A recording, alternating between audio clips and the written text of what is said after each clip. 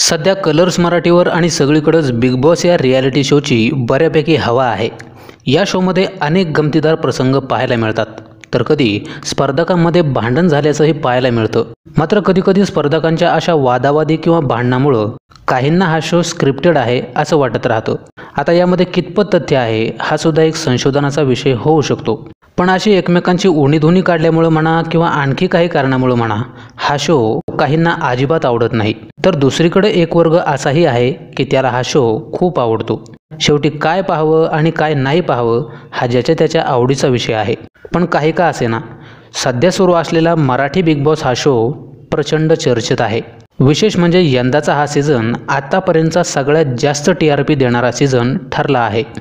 त्यामुळे big boss Marathi या सीझनने यापूर्वीचे सगळे रेकॉर्ड्स मोडले आहेत। असं सगळं असताना तुम्हाला कधी प्रश्न पडलाय का की बिग बॉस हा शो नेमका कोणी सुरू केलाय, हा शो कधी सुरू झालाय, ही संकल्पना नेमकी सुचली कोणाला आणि भारतात हा शो कधीपासून सुरू झाला? तुमच्या याच प्रश्नांची उत्तरं आपण पुढच्या 5 मिनिटांमध्ये जाणून घेणार आहोत। चला तर मग व्हिडिओला सुरुवात करूयात। तुम्ही पाहिलंच असेल की बिग बॉस शोमध्ये विविध क्षेत्रातील प्रसिद्ध व्यक्तींचा सहभाग असतो, त्यामुळे त्यांचे चाहते या शोकडे आकर्षित झाले आहेत, ज्यामुळे दर्शकांची संख्या तर वाढलीच, पण पर्यायाने हा शो सुद्धा फेमस होण्यास मदत झाली। हा शो भारतात एवढा प्रसिद्ध झाला असला तरी हे ऐकून कदाचित तुम्हाला आश्चर्य वाटेल की बिग बॉस या रियालिटी TV शोची संकल्पना भारतीय नाही, तर ती डच शो बिग ब्रदरवर आधारित आहे। हा शो निर्माते जॉन डी मोल यांनी 1997 मध्ये तयार केला होता। जॉन डी मोल यांना टीव्हीवर एक असा रियालिटी शो बनवायचा होता की जो प्रेक्षकांमध्ये चर्चेचा विषय ठरेल। तेव्हा इंग्रजी लेखक जॉर्ज ऑरवेल यांच्या कादंबरीतील एका पात्राने त्यांचं लक्ष वेधून घेतलं। त्या कादंबरीचं नाव होतं 1984। 1949 मध्ये ही कादंबरी खूप लोकप्रिय झाली होती। या कादंबरीतील पात्रासारखा राज्यकर्ता असेल तर खरं जग कसं असेल असा प्रश्न त्यांना पडला। मग याच विचारातून त्यांनी आपल्या शोची रूपरेषा आखली। आपल्या काळाच्या पुढे असलेली कथा आणि विचार असलेल्या या कादंबरीत एक पात्र आहे ज्याचा स्वभाव हुकुमशहासारखा होता आणि त्याचं नाव होतं बिग ब्रदर। जॉन डी मोलने त्याच्या शोची संकल्पना मांडत असताना याच बिग ब्रदरला केंद्रस्थानी ठेवलं होतं। हा बिग ब्रदर प्रत्येक स्पर्धकाच्या प्रत्येक गोष्टीवर लक्ष ठेवतो आणि काटेकोरपणे त्यांना टास्क देतो। जेव्हा 2000 मध्ये बिग ब्रदर शो चॅनल 4 वर प्रसारित झाला तेव्हा त्याचं रेटिंग गगनाला भेटलं होतं। आता भारतातील बिग बॉस शोकडे वळूया। भारतातील बिग बॉस शो हा सर्वात पहिल्यांदा एंडेमोल या प्रोडक्शन कंपनीने 2006 मध्ये सुरू केला होता। तेव्हा हा शो सोनी टीव्हीवर दाखवला जात होता। या शोमध्ये होस्टची भूमिका देखील खूप महत्त्वाची असते।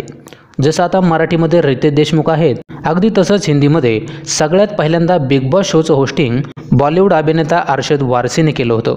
हा शो नंतर त्याच्या दुसऱ्या सीझनपासून सोनी टीव्हीवरून कलर्स टीव्हीवर हलवला गेला, म्हणजेच तो कलर्स चॅनलवर दाखवला जाऊ लागला। आज मराठीत सुरू असलेला बिग बॉस शो हा देखील कलर्स मराठी या कलर्सच्या चॅनलवरच दाखवला जातो।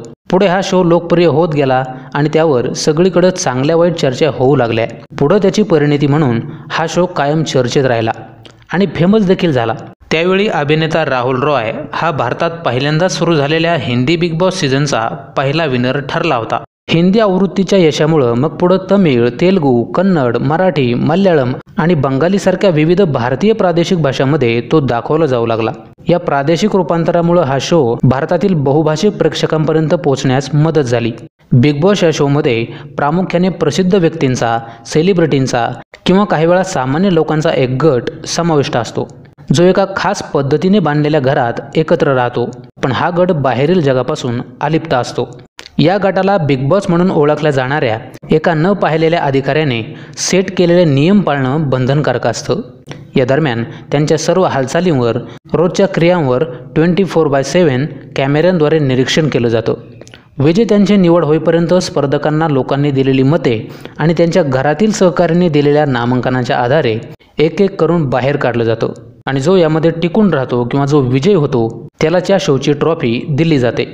एकूणच आपल्याकडे आज बिग बॉस हा शो मोठ्या प्रमाणात दाखवला जात असला आणि प्रेक्षक ते आवडीने पाहत असले तरीही त्याची मूळ संकल्पना जॉन डी मोल निर्मित बिग ब्रदर या डच शोमधून घेतलेली आहे हे विसरून चालणार नाही.